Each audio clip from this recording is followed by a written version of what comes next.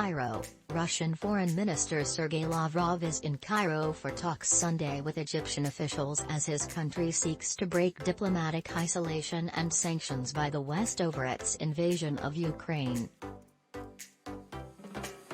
Lavrov landed in Cairo late Saturday, the first leg of his Africa trip that will also include stops in Ethiopia, Uganda and the Democratic Republic of Congo, according to Russia's state-run RT.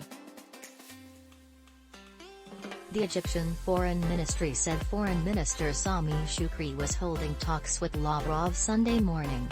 The Russian chief diplomat was scheduled to meet later Sunday with the Arab League Secretary-General Ahmed Aboulghet.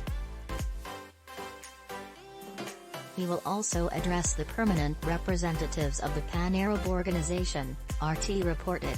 Russia's war in Ukraine has had dire effects on the world economy, driving up oil and gas prices to unprecedented levels. Ukraine is one of the world's largest exporters of wheat, corn and sunflower oil, but Russia's invasion of the country and naval blockade of its ports have halted shipments.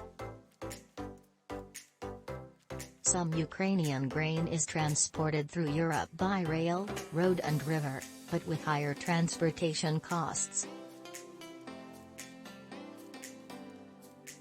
The war has disrupted shipments of Russian products because shipping and insurance companies did not want to deal with Western sanctions on the country. African counties are among those most affected by ripples in the war. The prices of vital commodities skyrocketed and billions of dollars in aid have been directed to help those who fled the war in Europe. That has left millions of people in conflict areas in Africa and the Middle East suffering from worsening growing shortages in food and other assistance. In an article posted on the Russian Foreign Ministry website, Lavrov rejected the West accusations that Russia is responsible for the global food crisis, as another attempt to shift the blame to others. Seeking to rally African nations on his country's side, he hailed what he called an independent. Lavrov's meetings with Egyptian officials and Arab envoys in Cairo come less than 2 weeks after U.S. President Joe Biden's Mideast trip.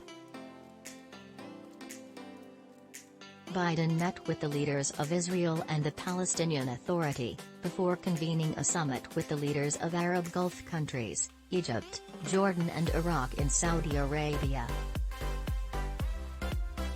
Egypt, the Arab world's most populous country, refused to take sides since the war in Ukraine began in February as it maintains close ties with both Moscow and the West.